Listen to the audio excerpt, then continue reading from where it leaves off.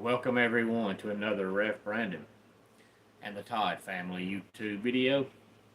Wherever you are, whatever you may be doing, thank you so much for making Ref Brandon and the Todd family part of your day. We always greatly appreciate it. If you jump on here live here on this Tuesday evening, feel free to leave a comment in the comment section down below. Make sure to give the video a like, a thumbs up. If you have not yet subscribed, please do so and share the video on all social media platforms. But I just want to come on here tonight and not focus on one certain sport. I've got my main topic that I'm going to hit on last, and I talked about it a little bit last week. Good evening, Keveron. Thanks for stopping by on this Tuesday evening. Hopefully you're wearing your Clemson orange or Clemson purple tonight as well. But I hit on this topic a little bit last week, one day, when I was talking about how much of an idiot Greg Sankey is, and he just continues to say dumb stuff. He said something else. I guess it was yesterday, because I heard it yesterday and I thought, man, the more that guy talks, the dumber he sounds. And I know it's because he's trying to brainwash people, and you've got the SEC fans that believe everything he says without actually looking into it and realizing the man's an idiot. So I'll talk on that last, but first, a few other quick news and notes for all the Braves fans out there. You know, the Braves are struggling. They're losing again right now as we speak. So if they don't come back, they've got another loss in the L column coming up here in about an hour and a half. But they're struggling. But, you know, to the Braves players and the coaching staff, there's probably no sign of panic, because it wasn't long ago the Braves were 27-31, which is their exact record right now, and they were 10.5 games out of first place. Well, they went on to win 101 games and win the division. The year the Braves won the World Series in 2021, they didn't get above 500 until August. And the last 5 years, no team in baseball has won more games in the month of June than the Braves. Hey there, Marissa. Glad to have you here. And hey there, Jack. Glad to have you here. Hopefully y'all give the video a like, a thumbs up, and please subscribe to the channel. So to the Braves, for whatever reason, the last handful of years, they've been notoriously slow starters. So they're probably not panicking about starting slow this year. Hey there, No. Glad to have you here. But the Braves upper management, we'll call them, decided to demote third base coach Tuiasa Sopo. He is now back down to the minor leagues. Now, granted, he's a terrible third base coach. There's been times this year that he's sent players home when he had no business sending them home. And there's been a couple times where you thought he could have sent them home, but he didn't. So he's not very good as a third base coach. But that's not the Braves' issue. I think it's kind of one of those things where they feel like if they don't do something, then the fan base is going to think, hey there, Edgar, glad to have you here.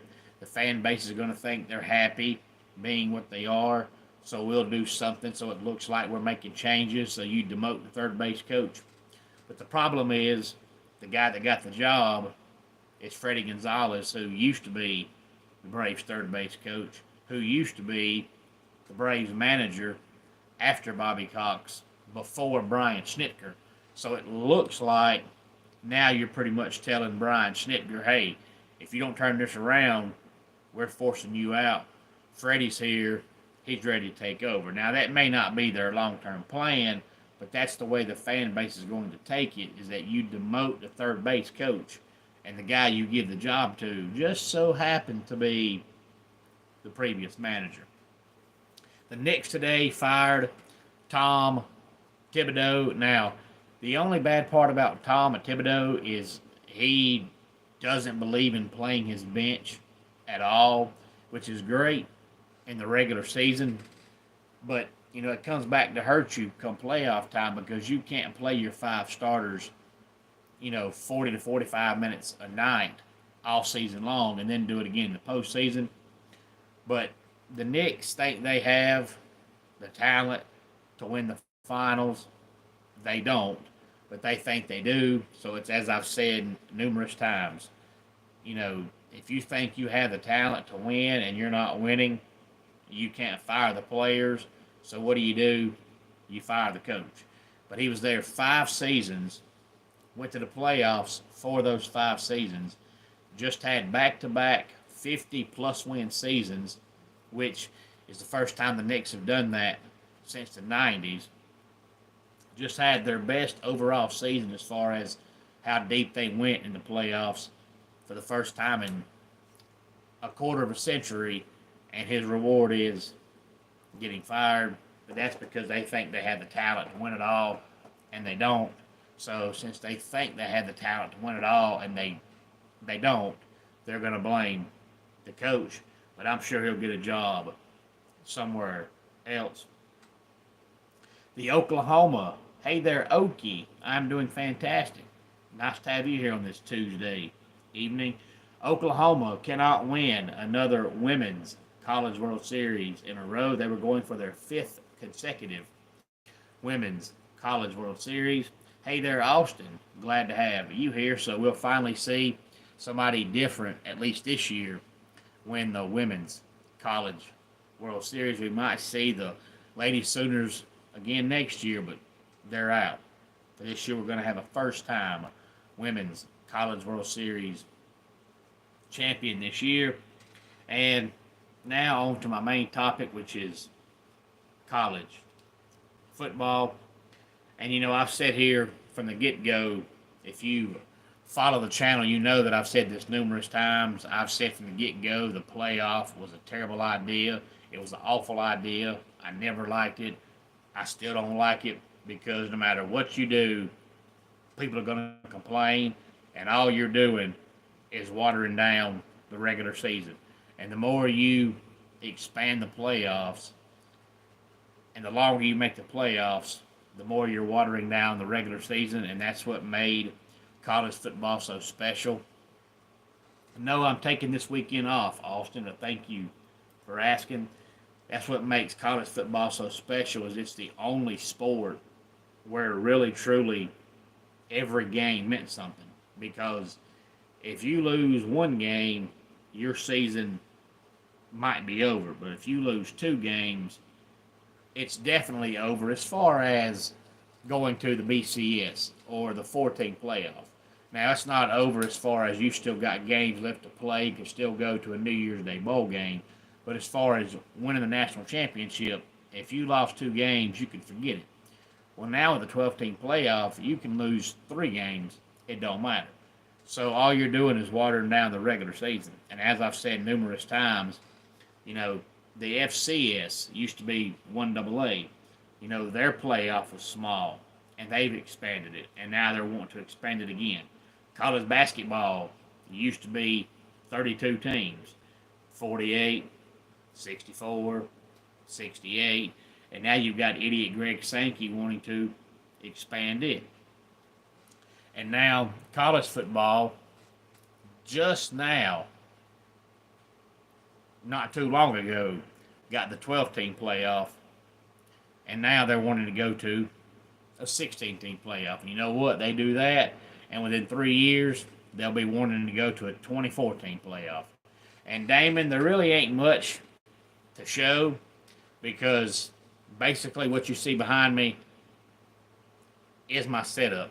The only thing that you can't see behind me, since the camera has shifted a little bit, is I've got a cardboard cutout of Dabo Swinney drinking a Coke from the year they won one of their 2 national championships. But outside of that, this isn't like an actual studio, so I don't really have a setup. It's just extra space in the house where I put up a table and put up a mic, but I don't have like a full-fledged studio, so there's not much set up to show.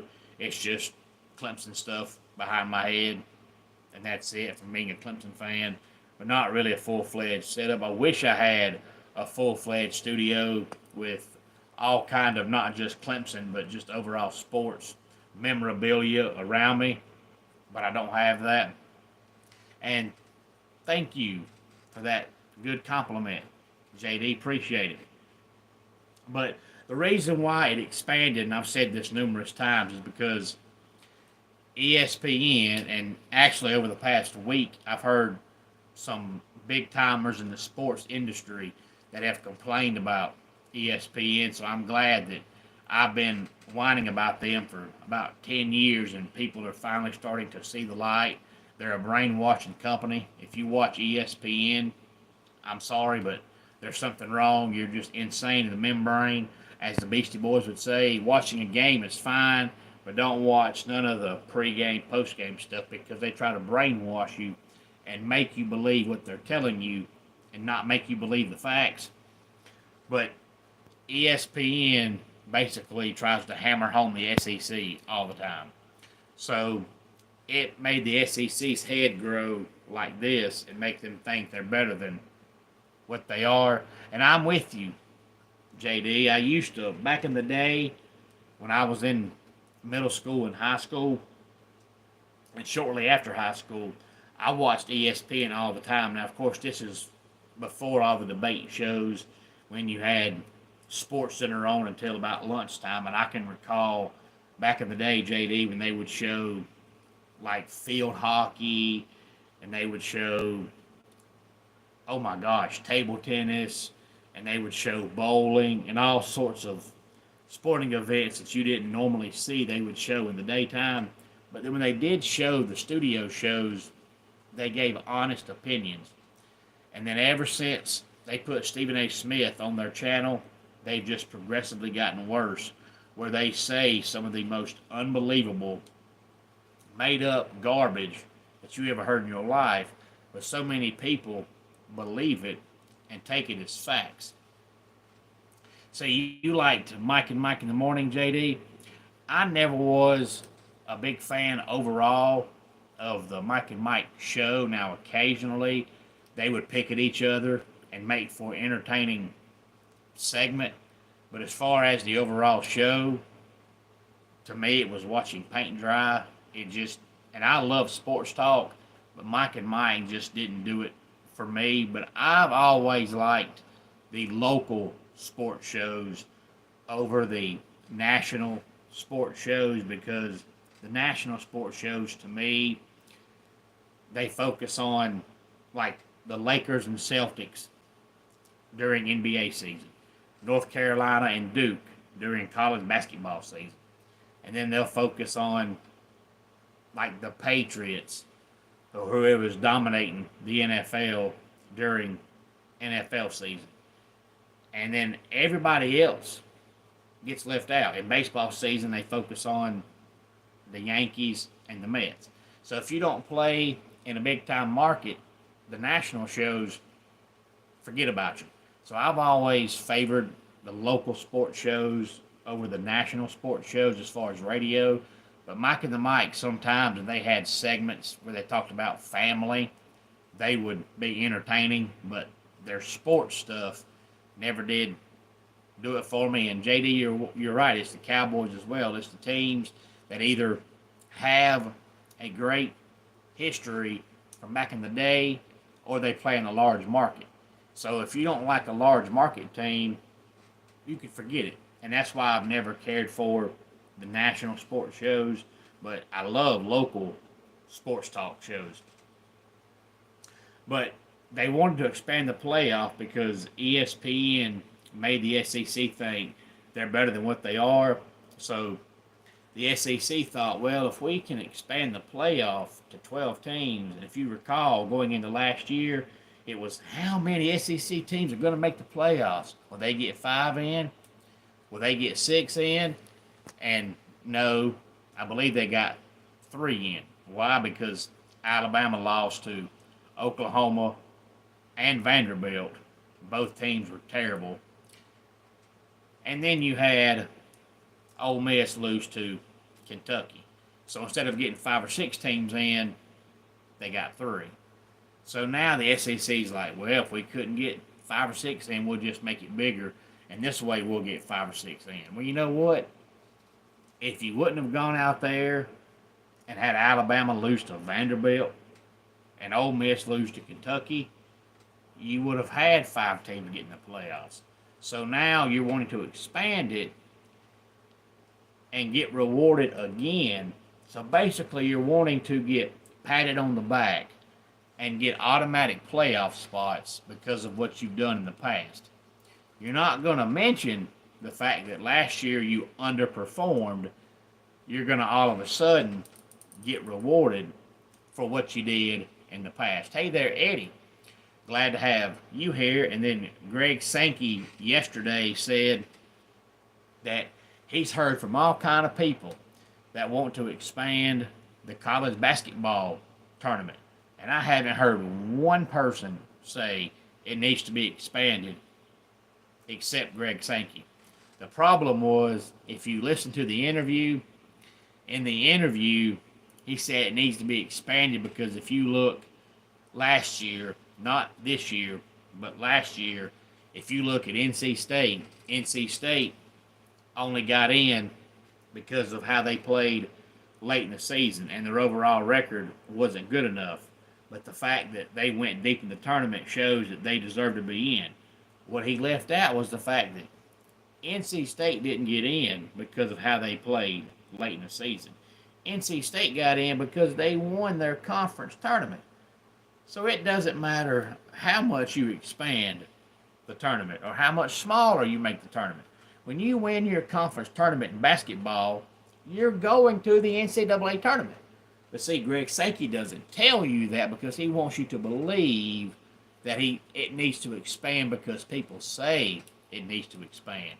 And Okie said the 5 plus 11 was a Big 12 idea with the intention of dividing the SEC and the Big 10 and force the SEC into 9 games. Yeah, you're right. And now the SEC is basically saying that if they can get more automatic playoff spots, they'll play 9 games. And that shows you, like I said last week, that the SEC just gets what they want. And when they don't, they want to tuck their tail and go home like a bunch of middle school crybabies. Because a couple of years ago, when it was first brought to the attention of the SEC about adding a 9th game, they said, well, if ESPN will pay us more, we'll play a 9th game. But we're not going to play an extra conference game for no extra money.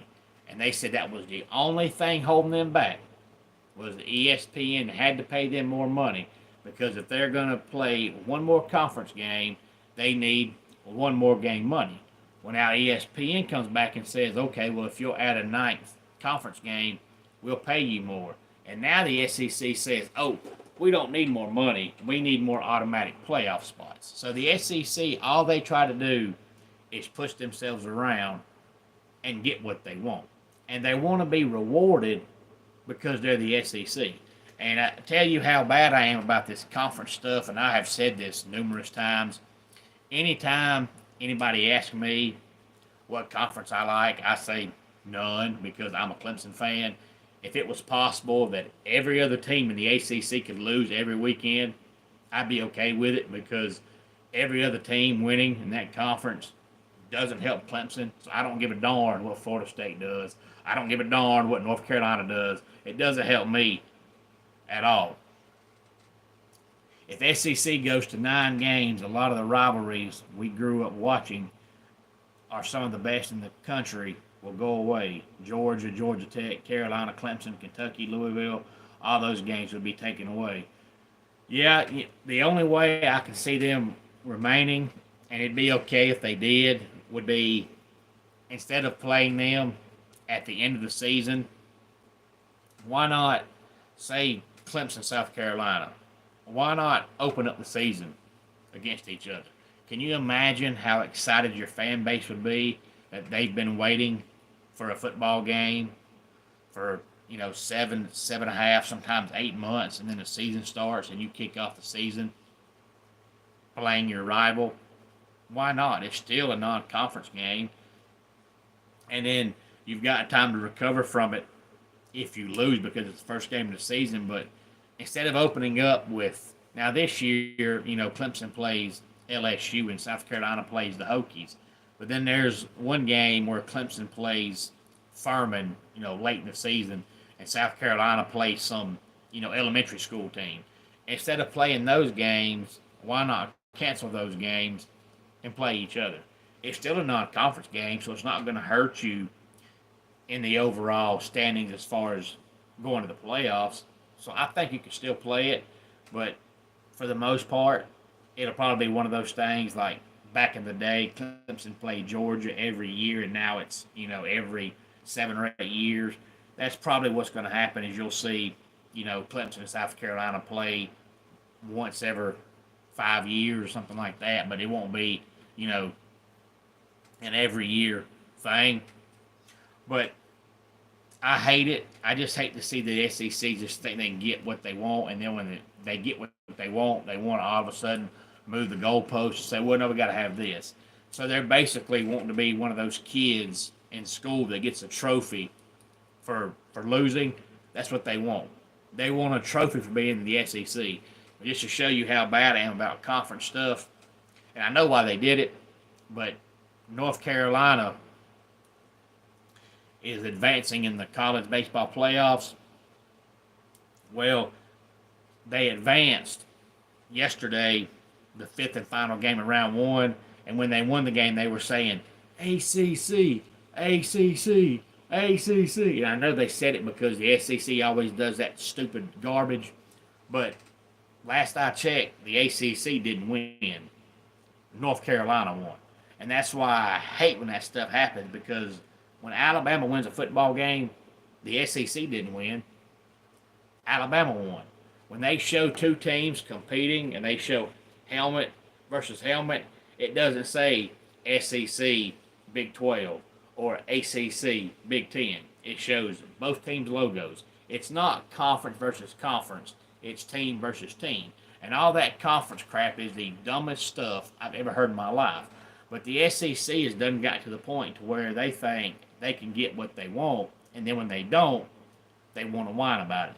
And that's why I said last week, they've getting to the point now where they think they've got to get what they want all the time, and if they don't, oh, we're leaving the NCAA.